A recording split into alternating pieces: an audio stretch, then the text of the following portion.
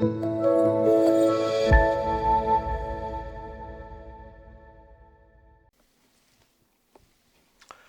반갑습니다. 자, 우리 오늘 사회복지 법제론의 두 번째 수업 시간이죠.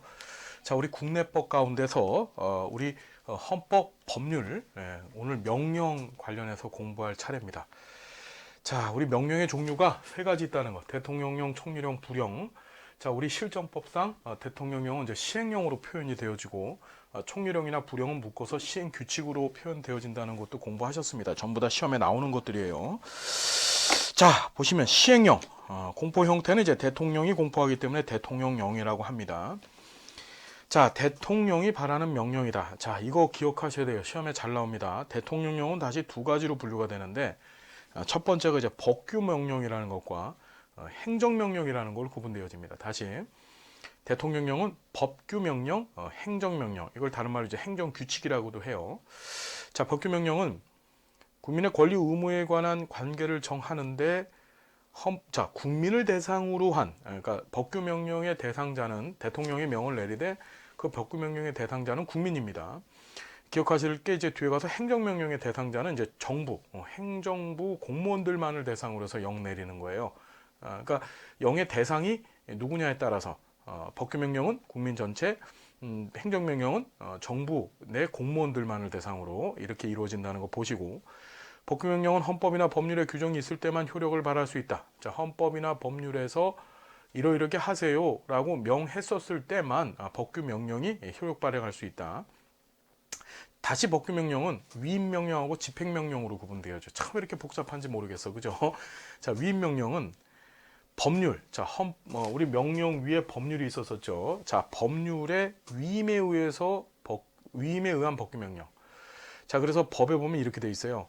뭐뭐는 대통령령으로 정한다. 이렇게 법률에 명칭이 되어 있는데 그게 위임명령입니다. 아시겠죠? 자, 집행명령은 법률에 위임이 없는 경우에 대통령이 발하는 법규명령. 그러니까 뭐뭐는 대통령령으로 정한다라고 법률에 이런 내용이 없어요. 그럴 때 이제 대통령이 발하는 명령인데 국민의 권리 의무와 관련된 새로운 법규 사항을 규율할 수가 없다. 즉 다시 중요한 거예요. 국민의 권리와 의무와 관련된 새로운 법규 사항을 규율할 수 없어요. 그게 집행명령이에요. 그래서 집행명령 범위가 굉장히 작죠. 왜냐하면 국민을 대상으로 해서 명을 내리되 국민의 권리와 의무를 규율할 수가 없기 때문에 이 집행명령 같은 경우는 거의 없어요. 보통 대통령령 중에서 법규명령은 거의 다 위임명령입니다. 자, 그 정도도 보시고, 행정명령 아까 공부했었죠. 예, 행정부 내부에서만, 즉 공무원들만 대상으로 해서 대통령이 그들한테만 명을 내리는 걸 이제 행정명령이라고 했었어요. 집권 범위 내에서 당연히 발할 수 있다. 그러니까 우리 정부의 수장이 누구예요? 대통령이죠. 그러니까 수장이니까 당연히 나머지 공무원들, 그 정부 조직들은 대통령이 시키는 대로 해야 되는 거죠. 그러니까 당연히 발할 수 있는 거고요. 자, 시행 규칙의 종류가 국무총리령하고 각 부령이 따르죠. 이것이 보면 국무총리가 소관 사무에 관해서 법률이나 대통령의 위임 또는 직권으로 발하는 명령이 국무총리령이다. 요 안에 다시 두 가지가 있는데 그것이 이제 위임명령, 집행명령이에요. 우리 대통령령 안에는 이제 집행명령 안에 위임명령, 집행명령이 있었잖아요. 국무총리령이나 부령도 역시 위임명령, 집행명령이 있어요. 자, 우리가 위임명령은, 그러니까 국무총리령 중에서 위임명령은 법률이나 대통령의 위임에 의해서 발하는 명령, 구체적으로 위임받은 범위 내에서 법규사항, 입법사항이라고 하죠. 그래서 국민의 권리를 제한하거나 새로운 의무를 부과하거나 벌칙을 규정하는 일을 규정할 수 있다. 무슨 말인지 있다가 중요한 거예요. 있다. 자, 집행명령은 직권으로 발하는 것, 국무총리 자신의 직권으로 발하는 명령인데요. 그러니까 법률이나 대통령의 위임을 받지 아니하고 국무총리 자체적으로 법의 권한을 발휘할 수가 있는데, 자, 보면은 법규사항을 규정할 수 없고 다만 법률이나 대통령령을 집행하기 위해서 필요한 시행세칙. 자, 보통 그래서 이 집행명령은 시행세칙 규정령이라고 해요. 시행세칙 규정령, 시행세칙만을 규정할 수 있다. 총리령은 당연히 법률이나 대통령령에 위배돼서는 안 되겠죠. 자, 부령은 행정각부회장이 소관 사무에 관해서 법률이나 대통령의 위임 또는 직권으로 발하는 명령이죠. 그래서 행정각부회장 하면은 우리의 행정각부회장은 누구예요, 여러분? 예, 보건복지부 장관이 이제 거의 대부분이죠. 그래서 이제 장관령이라고도 합니다. 이 부령을. 자, 위임명령, 집행명령 또 이렇게 구분되어지는데 법률이나 대통령의 위임에 의해서 발하는 명령, 구체적으로 위임받은 범위 내에서 법규사항을 규정할 수가 있다. 똑같죠? 그러니까 국무총리령의 위임명령 내용과 같아요. 자, 그리고 집행명령 내용도 같습니다. 자, 법률 또는 대통령령으로 그 대강을 정하고 구체적인 세부 사항에 관해서 그 범위를 정하여 부령에 위임한 경우에는, 즉 법률이나 대통령령으로 그 대강, 전체적인 큰 틀을 잡고 나머지 사항은 이제 각부 장관한테 위임한 겁니다. 이렇게 세부적으로 진행하세요라고. 그 범위에 대해서는 국민의 권리 의무에 관한 법규사항을 규정할 수 있고, 그죠? 법률이나 대통령령의 집행에 필요한 시행세칙을 소관사무에 한해서 직권으로 규정할 수도 있고, 새로운 법규사항은 규정할 수가 없다. 밑줄 그으세요. 새로운 법규사항 규정은 안 되는 거예요. 전혀 새로운 것들은. 어느 경우에나 법률 또는 대통령령에 위반되는 경우는 규정할 수가 없다. 당연한 얘기겠죠. 자, 이거 시험에 나올까 안 나올까? 예, 잘 나와요. 그러니까 꼭들 기억을 해두셔야 됩니다. 자, 이제 조례가 나와요. 조례. 예, 우리 이 조례하고 규칙을 묶어서 이걸 자치법규로 하래요. 뭐라고 한다고? 자치법규. 자치법규. 법은 법인데 자치. 무슨 자체예요? 예, 지방자치. 지방자치단체라고 하는 이 지자체 영역 안에서만 사용하는 법이다. 그래서 이제 자치법규라고 하는 거예요. 자, 보면은 지방자치법 제22조를 봤더니 조례가 나와요. 22조에서 지자체는 법령의, 자, 법령이라는 게 법률과 명령, 법률과 명령을 줄여서 법령이라고 하죠. 법령의 범위 안에서 그 사무에 관해서 조례를 제정할 수 있다. 지자체가 조례 제정할 수 있는 거예요. 다만 주민의 권리 제한 또는 의무 부과에 관한 사항이나 벌칙을 정할 때는 법률에 위임이 있어야 된다.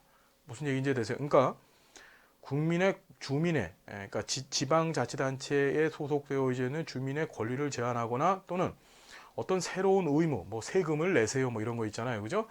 그런 것들을 부과하기 위해서는, 즉 국민의 어떤 권익을, 주민의 권익을 침해하는 거죠. 그럴 때는 어떻게 반드시 법률의 위임, 즉 법률에서, 여기서 명령도 아니에요, 법률에서 이렇게 하세요라고 위임해 줘야만 가능하다. 지자체가 법령의 범위 안에서 그 권한에 속하는 사무에 관해서 지방의회 의결을 거쳐서 정립한다. 다 반드시 지자체가 법령의 범위 안에서 권한에 속하는 사무에 관해서 누구의 의결을 거쳐? 지방의회 의결을 거치는 거예요. 법령에 의해서 위임된 경우뿐만 아니라 지자체 단체의 자체 발의에 의한 제정도 가능하다는 점에서 지방자치단체의 장에 의해서 제정되는 규칙과 구별된다. 자, 조례하고 규칙의 차이점은 뭐냐면은, 자, 교례하고 규칙의 차이점이에요. 지금 법령에 의해서 위임된 경우뿐만 아니라 지방자치단체 자체의 발의에 의한 제정도 가능하다. 그렇죠. 그래서 규칙과 구별된다. 규칙은 지방자치단체 장이 발의하는 것이고, 그 다음에 조례라는 것은 장이 발의하는 것이 아니라 지방의회에서 발의를 하죠. 자, 무슨 말씀인지 되시지요? 자, 그 다음에 밑에 보시면은 지자체의 조례는 지자체의 정권 능성 때문에 자치 업무의 수행에 관한 모든 사무 분야를 대상으로 하는 포괄성을 갖는다. 전권능성이라고 해서 지자체의 조례는 자치권의 전권능성, 즉 자치권에 관해서는 이 법보다 더 큰 법이 없다는 거예요. 조례가. 그러니까 자치법규 중에서 위에 있죠. 그래서 규칙보다도 더 준엄하고 더 포괄적 의미를 갖고 있는 법이다. 이런 뜻이에요. 쭉 보시되 법 질서의 통일성을 위해서 법령의 범위 안에서, 그렇죠, 조례의 제정이 인정되며 시군구 및 시도 조례는, 시군구 및 자치구의 조례는 시도의 조례나 규칙에 위반되어서는 안 된다. 이게 무슨 소리냐면은, 조례 종류가, 자, 우리 지방의회가 2개가 있죠. 예, 그러니까 지방자치를 우리가 하고 있는데 지방자치단체가 크게 2개가 있어요. 시도가 있고 그 다음에 이제 시군구가 있는 거예요. 그렇죠. 그래서 시도에 시도의회가 있죠. 예, 시도의회가 있고 시군구에도 시군구의회가 있어요. 그렇죠. 그런데 시도의회에서 제정한 조례를 시군구 의회에서 제정한 조례가 이 시도의회에서 제정한 조례에 위배돼서는 안 된다. 그 내용이, 다시 한번, 시도의회에서 제정한 조례의 내용을 시군구 의회에서 제정한 조례의 내용이 서로 엇갈리면 안 된다는 거야. 얘는 얘 말을 지켜야 된다는 소리야, 결론은. 자, 그 얘기죠. 보시고. 주민의 권리 제한 또는 의무 부과에 관한 사항이나 벌칙을 정할 때는 법률의 위임이 반드시 있어야 된다. 그러니까 위에 있던 얘기 그대로죠. 자, 보시고 그 다음에 자, 조례 입법 및 지원 절차 이렇게 돼 있죠. 한번 그림 좀 보세요. 조례를 발의합니다. 누가 발의할 수 있냐면은 단체장, 그러니까 지자체장도 발의할 수 있고 원래는 이제 의원도 발의할 수 있어요. 보통 지방의회에서 발의를 하죠. 교육감, 교육위원. 자, 교육감이나 교육위원들도 전부 이제 지자체 소속이죠. 그래서 그럼 이제 지방의회 의결을 거치는데 반드시 과반수 출석, 과반수 찬성에 의해서 어떻게 의결을 하게 됩니다. 그러니까 우리가 국회에 법률이 의결되는 내용하고 같죠. 거기도 국회의원 제적원의 과반수가 출석해갖고 그 중에 과반수가 찬성해야만 법률안이 국회 본회의를 통과한다 그랬습니다. 그리고 단체장이 지방의회에 제의를 요구합니다. 그러니까 제의 요구 지시권이라고 해서 사유 법령 위반이나 공익 현저히 침해가 되면은 단체장이 즉 지자체장이 지방의회에 제의 다시 한번 이걸 논의해 봅시다라고 요구하고 그럼 지방의회에서 어떻게 재의결을 할 때 이것도 국회하고 똑같아요. 과반수가 출석해서 그 중에 3분의 2 이상이 찬성해야 돼. 원래는 그 일반적일 경우에는 과반수 이상이 출석해서 절반만 과반수만 찬성하면 됐었잖아요. 그런데 재의결할 때는 과반수 출석해서 3분의 2 이상이 찬성해야 된다는 거. 그리고 그것도 안 된다. 그때 이제 단체장이 대법원에다가 이걸 제소를 하게 돼 있어요. 조례 관련해서. 그러니까 조례의 마지막 심판자는 이제 대법원이에요. 우리 법원 중에서도 대법원. 일반적으로 법원이 하급 법원, 지방 법원이 있고 그 위에 고등법원이 있고 맨 위에 대법원이 있죠. 그렇죠. 그 대법원의 제소, 즉 소송을 함으로써 이 조례가 잘못됐습니다라고 얘기할 수 있는 거예요. 자, 보면 자, 지자체법 66조를 보니까 의안에 발의해서 지방의회에서 의결한 의안은 지자체장이나 제적원 5분의 1 이상 또는 의원 10명 이상의 연소로 발의한다. 자, 기억해 두시고 쭉 나머지는 쭉 보시고 그거만 보세요. 66조 2도 보시고 26조 조례와 규칙의 제정 절차 등 조례안이 지방의회에서 의결되면 의장은 의결된 날부터 5일 이내에 그 지자체장에게 이를 이송해야 된다. 자, 지자체장은 제1항의 1 조례안을 이송받으면 20일 이내에 공포해야 된다. 대통령령하고 같죠. 그렇죠. 죄송합니다. 법률안하고 같죠. 법률도 그렇게 공포하게 되어져 있죠. 대통령이. 자, 쭉 나머지는 보시고요. 제정과 개폐 요구도 한번 읽어봐 주십시오. 편안히 읽으세요. 이건요. 자, 이제 규칙은 지자체장은 법령이나 조례가 위임한 범위 내에서 그 권한에 속하는 사무에 관해서 규칙 제정할 수 있다. 자, 위임 범위 내에서 그 권한에 속하는 사무나 의 규칙을 제정할 수 있고 분류는 위임 규칙과 직권 규칙으로 나눠져요. 그러니까 이 규칙 같은 경우에는요, 누가 하는 거야? 이건 자치단체 장이 하는 거야. 장이. 예. 그래서 법령이나 조례 위임에 의해서 발하는 규칙, 위임 규칙. 그 다음에 직권 규칙은 직권에 의해서 발하는 규칙이 있다. 자치법 24조를 봤더니 시군구 그 다음에 자치구의 조례나 규칙은 시도의 조례나 규칙 위반해서는 안 된다라고 우리 앞에서 공부하셨습니다. 자, 정리됐죠? 그래서 헌법, 법률, 명령, 조례, 규칙 있다는 거 잘 보아 주시고요. 정리됐죠? 자, 정리됐고 그 다음에 이제 국제법. 이 국제법도 성문법이라고 공부했습니다. 그렇죠? 보면은 국제법은 국제조약과 국제법규로 구성되어져 있는데 국제법 주체 간의 국제법률 관계를 설정하기 위한 국가와 국가 간의 명시적 문서에 의해서 합의되어져 있기 때문에 어떻게 우린 성문법이라고 얘기하는 거예요. 나라와 나라 간에 문서로서 합의되어져 있는 법. 자, 헌법에 의해서 체결 공포된 조약과 일반적으로 승인된 국제법규는 국내법과 같은 효력을 갖습니다. 자, 우리나라 헌법 6조를 봤더니 헌법에 의해서 체결 공포된 조약과 일반적으로 승인된 국제법규는 국내법과 같은 효력을 가진다라고 명시되어져 있고 외국인은 국제법과 조약이 정하는 바에 따라서 그 지위가 보장된다고 되어져 있습니다. 됐죠? 조약은 단일의 문서 또는 둘 또는 그 이상의 관련 문서에 구현되고 있는가에 관계없이 또한 그 특정에 관계없이 서면 형식으로 국가 간에 체결되어 또는 국제법에 의해서 규율되는 국제적 합의다.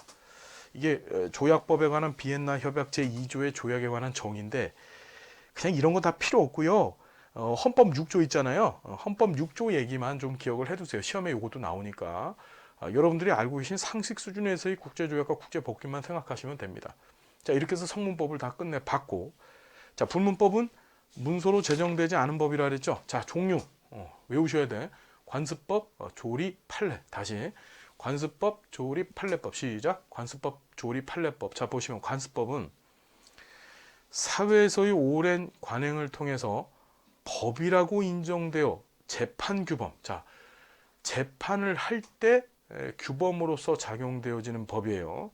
자, 그게 관습법입니다. 오랜 관행. 자, 규범에 대한 묵시적인 사회적 합의. 그러니까 겉으로 공식적으로 드러난 건 아니야. 공식적으로 드러난 건 아닌데 묵시적으로 야, 이건 이런 게 맞잖아. 참이잖아. 이렇게 사회적으로 합의 내린 거예요. 자, 우리나라 민법 제1조를 봤더니 이렇게 돼 있어요. 민사에 관해서 법률의 규정이 없으면 밑줄 긋습니다. 관습법에 의하고 뭐하고? 관습법. 자, 민법에서는 민법이라고 하는 법률의 별도의 규정이 없으면은 이제 관습법을 하고, 두 번째 관습법도 없으면 조리에 의한다. 이 얘기는 무슨 소리죠, 여러분? 우리나라는 성문법을 기본 틀로 하지만 민법상에서는 부분적으로 관습법과 뒤에서 공부하시는 조리도 법원으로서 사용을 한다. 즉 불문법 종류 3가지 중에서 2가지도 법원으로서 인정을 하고 있다. 시험에 나올까 안 나올까? 나온다. 자, 법원 인정하는 게 2개야. 뭐야? 관습법과 조리야. 판례법은 우리나라 법에서는 인정 안 해. 무슨 말인지 알겠죠? 자, 보면 조리는 사물의 본성 또는 사물 또는 자연의 이치라고 해요. 사물의 본질적 법칙, 사물의 도리, 사람의 이성을 기초한 규범. 자, 이 조리도 어떻습니까? 민법 제1조에 근거해서 민법상에서는, 즉 민사상 소송, 민사상 처리, 민사상 법률에서는 어떻게 법원으로 인정을 한다는 거예요. 자, 판례법. 일정한 법률 문제에 대해서 동일한 판결이 반복되어져서 재판의 선례가 되어진 법. 보통 대법원에서 판결 내려진 것, 그렇죠. 대법원에서의 판결을 이후에 법원으로 인정하는 거야.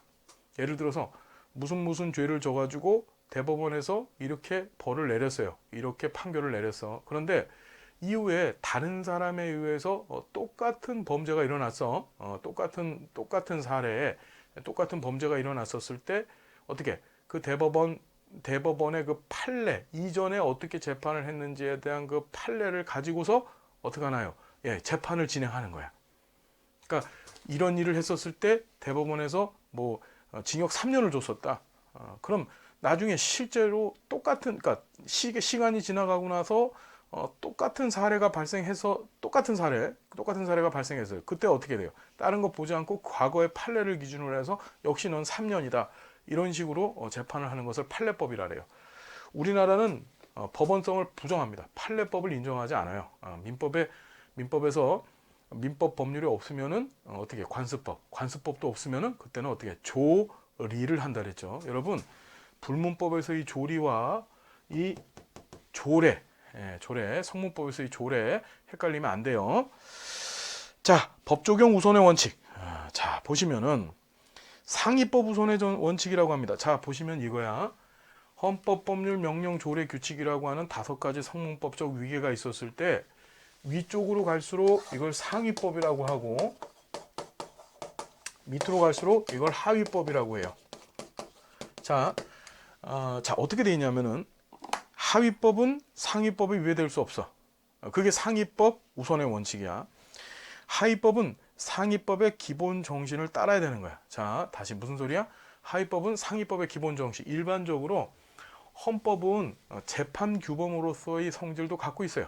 즉 뭐냐면 헌법을 위배했으면 위배된 걸로 이제 재판을 할 때 이 부분에서 잘못되었습니다. 이렇게 형벌을 받으십시오라고 형을 받을 수 있어요. 우리는 그걸 봤어요.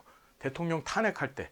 그렇죠? 대통령이 헌법상에 무슨 잘못을 저질렀기 때문에 헌법을 위배한 것이 되어져서 어떻게 해임당했죠? 무슨 말인지 아시겠어요? 그게 탄핵당한 거 아니에요. 이해되죠? 어떤 얘기인지. 그런 걸 봤습니다. 과거 정권에서. 자, 그렇지만 재판 규범으로서의 성질도 갖고 있지만 원칙적으로 헌법에 나와 있는 중요한 특성이 바로 뭐냐면 어떤 가치, 즉 그 국가의 운영의 가치, 그 국가의 전체적인 통치적 가치가 포함되어지는 게 헌법입니다.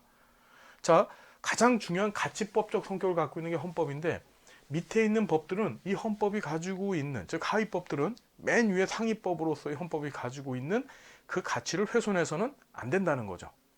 예, 그렇게 되면 이제 위헌이 되는 거예요. 위헌이. 정리됐죠? 그래서 하위법은 상위법, 특히 이제 헌법의 기본 정신 따라야 되고, 그래서 헌법, 법률, 명령, 조례, 규칙의 순서라는 거 기억해 두시고, 자, 두 번째 특별법 우선의 원칙. 무슨 원칙? 특별법 우선의 원칙. 무슨 소리냐면은 우리가 법을 나눌 때 일반법과 특별법으로 구분해요. 자, 법을 나누는 게 아니라 이건 법률에서만 얘기하는 겁니다. 우리가 상위법, 하위법이라고 하는 얘기는 이 성문법 전체 틀, 국내 성문법 중에서도 이 국내법의 전체 틀 안에서 헌법, 법률, 명령, 조례, 규칙을 갖고서 상위법, 하위법을 얘기한 거잖아요. 그런데 특별법, 일반법이라고 하는 개념은 이 법률 안에서 얘기입니다. 법률 안에서만 얘기해요. 자, 법률을 일반법, 특별법으로 구분합니다. 그러면 이게 중요한 게 뭐냐면은 어떤 법을 탁 집어서 너는 일반법이야, 너는 특별법이야, 탁 집어놓은 게 아니에요. 자, 보면 일반법은 일반적으로 넓게 적용되는 법, 특별법은 특정한 사람이나 행위 또는 지역에 국한되는 법을 특별법이라고 얘기해요. 보면 어떤 법을 특정하여서 너는 일반법, 너는 특별법이라고 정해놓은 것이 아니고 법과 법이 대치되어졌을 때 더 폭넓게 적용되어진 법을 일반법이라고 하고, 오히려 더 좁게, 그 다음에 어떤 국한되어져서 적용되어지는 법을 특별법이라고 하는 거예요. 일반법과 특별법이 대립하면은 특별법을 우선적으로 적용하게 돼 있어요. 무슨 소리냐면 대표적인 게 이런 거야. 자, 우리나라에는요 형법이 있어요. 자, 형법에서는 우리 낙태 아시죠? 낙태죄 들어봤어요? 낙태죄. 아기를 낙태하면은 벌을 받습니다. 징역형 받게 돼 있어요. 근데 낙태를 해가지고 낙태 많이들 하더라고요. 요새 이제 이런 성문화가 너무 이제 개방화되어 있어가지고 그런 경우들이 참 많은 것 같아요. 어린아이들도 이런 일을 많이 하는데, 자, 낙태를 하면은 형법상으로는 벌을 받아야 돼요. 그런데 벌을 받지 않더란 말이야. 그러니까 낙태해서 감옥 간 사람 못 받죠? 이유가 뭐냐면은 우리나라 법 중에 모자보건법이라고 하는 법이 있어요. 모자보건법. 이 모자보건법에서는 뭐라고 규정하고 있냐면은 산모에게 이상이 있으면, 즉 수태를 하여서 아기를 출산을 해야 되는데 그것이 산모에게 이상이 있었을 경우에 낙태를 해도 된다라고 돼 있어요. 자, 형법에서는 낙태하지 말라고 돼 있는데 모자보건법에서는 때에 따라서 낙태를 해도 된다고 돼 있어. 그러면 어느 법을 먼저 적용해? 얘는 하면 벌 받는다고 돼 있고 얘는 해도 된다고 돼 있단 말이야. 그럼 어느 법을 적용해야 되느냐? 이때 모자보건법을 먼저 적용합니다. 즉 무슨 소리냐? 얘가 일반법이 되어지고 폭넓은 일반법이 되어지고 얘가 구체적인 특별법이 되어지는 거야. 그래서 특별법 우선 적용의 원칙에 근거해서 형법보다 모자보건법을 먼저 적용해가지고 뭘 하는 거지? 낙태해도 되는 거야. 그래서 낙태를 해서 잡혀가는 사람이 없는 게 이 모자보건법 때문에 없는 거예요. 어떤 얘기인지 되시죠? 특별법, 일반법. 자, 우리 좀 미리 말씀을 드리면요. 우리가 이제 사회복지 관련된 이제 개개의 법률들 위주로 해서 지금부터 공부를 할 건데, 사회복지 관련된 가장 일반법이 사회보장기본법이에요. 이게 가장 일반법적 성격 갖고 있어요. 사회보장기본법이. 그 다음에 이제 두 번째가 사회보장 급여, 이용, 제공, 수급권자, 발굴에 관한 법률. 우리 지역사회복지론에서 공부하셨을 거야. 계고. 그 다음에 사회복지사업법입니다.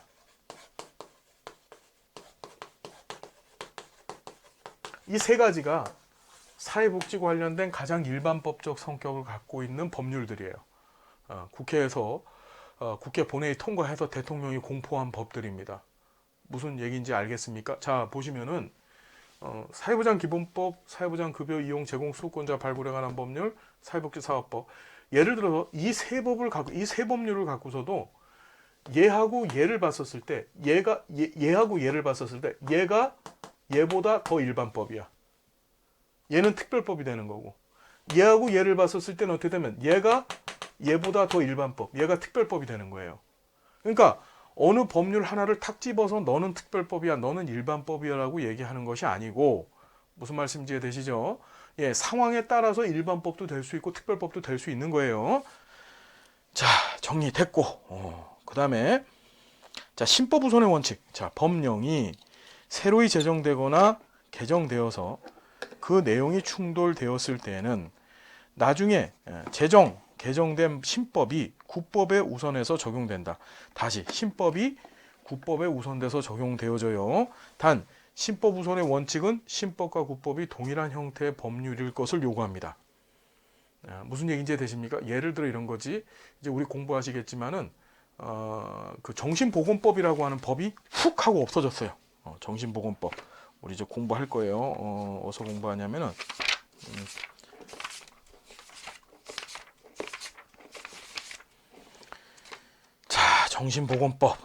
정신보건법이 없어지고 정신건강증진 및 정신질환자 복지 서비스 지원에 관한 법률. 왜 요새 국회의원들은요 법 이름을 만들 때 왜 이렇게 길게 만드는지 모르겠어요. 아우 진짜 머리 나쁜 사람은 공부 못하게 하려나 봐. 아우 진짜 짜증나요. 자, 421페이지에서 우리가 공부하실 건데, 정신보건법이라고 하는 법이 생기면서 이 법을 개정한 게 아니고 이 법을 아예 없애버리고, 즉 폐지시켜버리고 새로운 법을 만든 거야. 정신건강증진 및 정신질환자 복지 서비스 지원에 관한 법률이라고. 즉 정신보건법이라고 하는 법명칭이 사라져버렸어요. 그러면 그 정신보건법하고 이 정신건강증진 및 정신질환자 복지 지원에 관한 법률은 서로 신법과 구법의 관계가 아니야. 없어져 버렸으니까 정신보건법이. 그냥 이건 새로 그냥 만들어진 새로운 법이야. 정신보건법은 그냥 폐지가 돼버린 거고. 무슨 얘기인지 여러분 이해가 되시죠? 자, 기억하시고 법률 불소급의 원칙. 자, 소급이라는 말은 거꾸로 돌아가서 적용되어진다 이런 뜻이죠. 그래서 기본적으로 법률의 적용은 행위 당시의 법률에 의해서 한다는 원칙, 즉 행위 시에 존재하지 않았던 법률을 사후에 제정하거나 개정해서 법 제정 이전의 행위에 적용해서는 안 된다는 원칙이다. 자, 예를 들어서 뭐 이런 일 없지만 누구를 한 대 때렸어.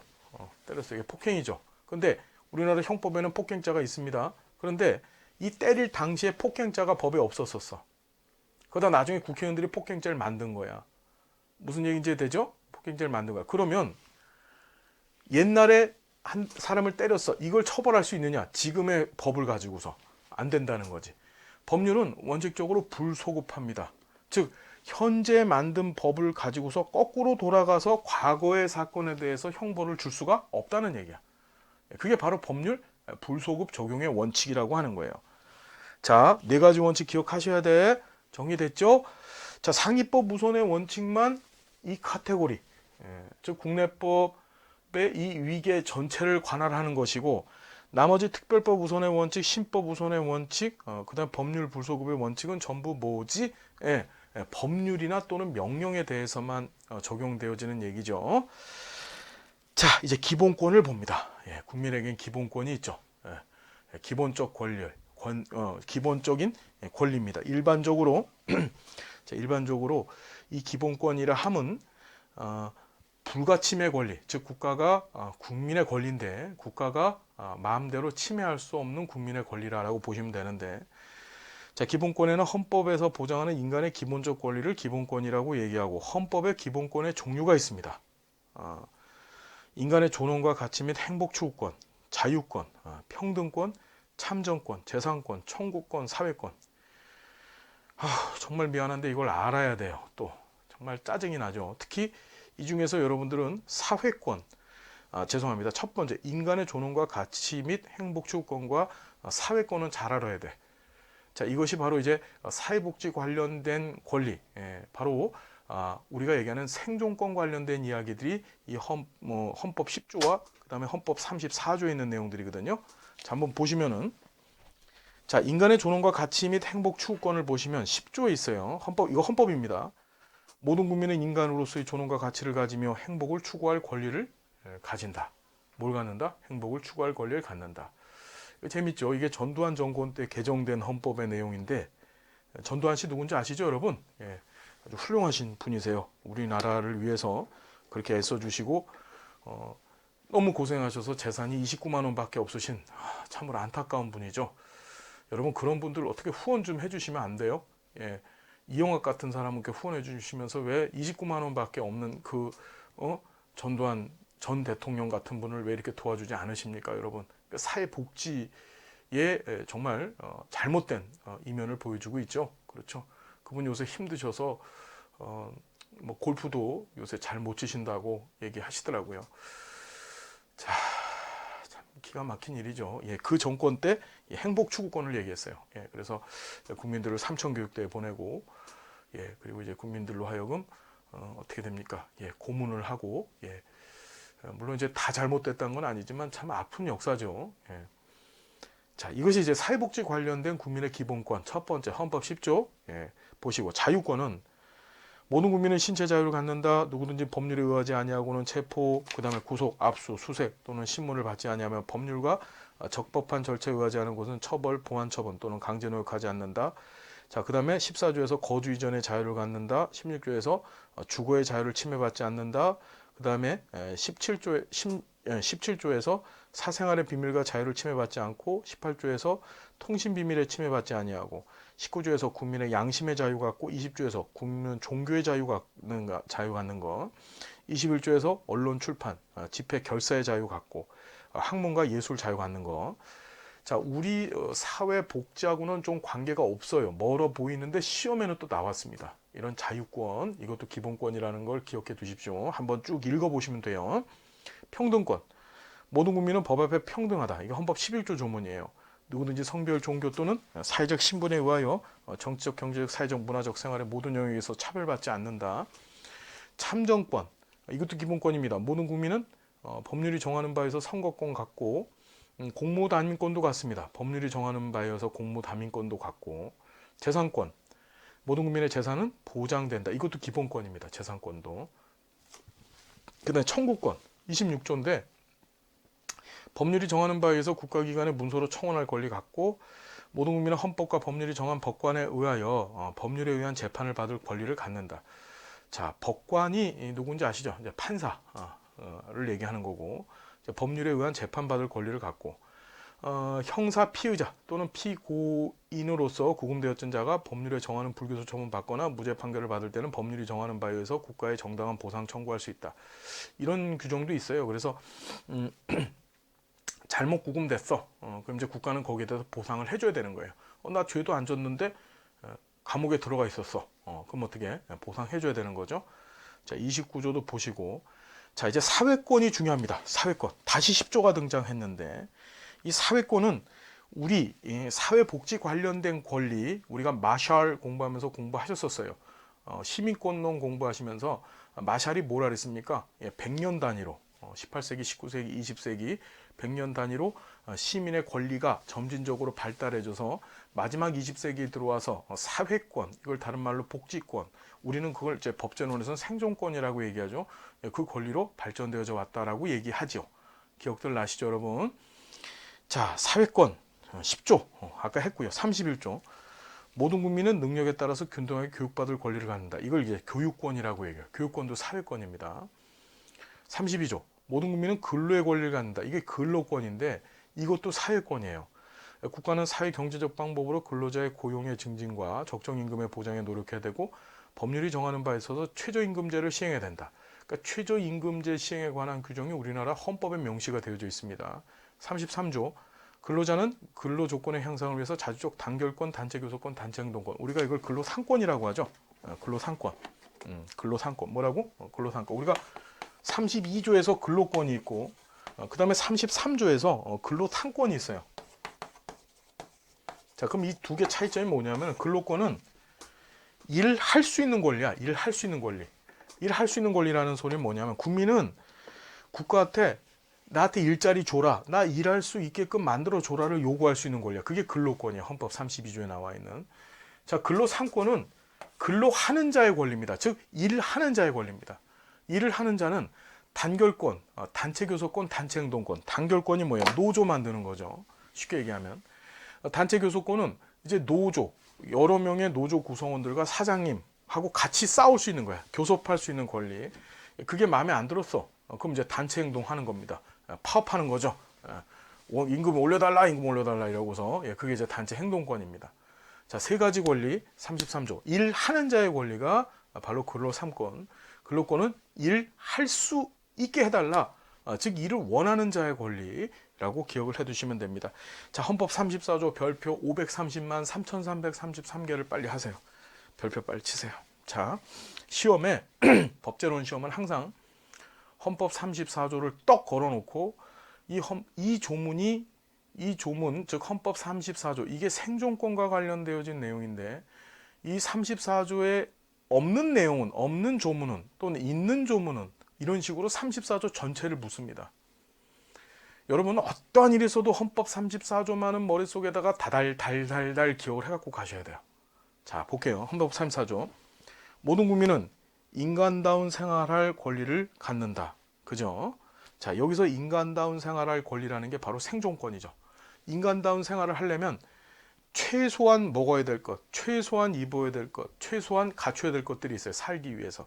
그것을 생존이라고 얘기하죠, 우리는. 그죠? 자, 인간다운 생활할 권리, 바로 생존권입니다. 국가는 여기에 이제 사회보장, 사회복지라고 하는 용어가 등장을 해요. 헌법 34조에서. 사회보장, 사회복지의 증진에 노력할 의무를 지고, 국가는, 자, 보세요. 누구 복지해야 되느냐?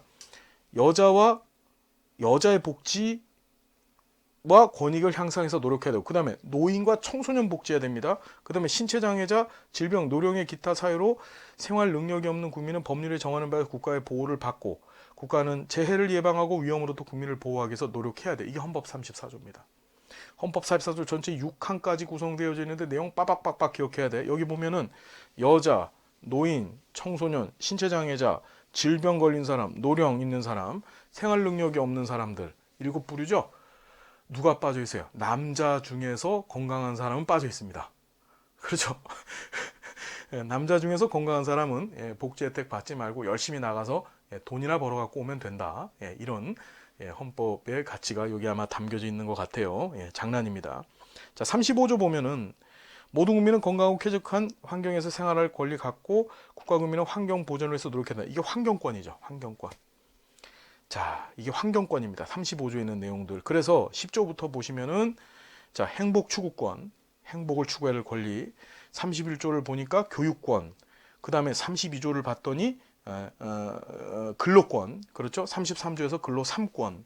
그 다음에 34조에서 인간다운 생활을 할 권리, 생존권. 그렇죠? 35조에서 환경권. 이 6가지가 바로 뭐야? 사회권이다. 사회권 종류 6가지 정리해놔야 돼, 말아야 돼. 해야 돼. 시험에 나와. 꼭 나와. 진짜로 100%. 자, 사회권의 종류 총 6가지. 자, 정리됐죠? 예. 자, 우리 기본권의 제한부터 다음 시간에 계속 진행하겠습니다. 자, 오늘 수고 많으셨고요. 다음 시간도 행복한 모습을 만나뵐게요. 여러분 감사합니다. 화이팅! 고맙습니다.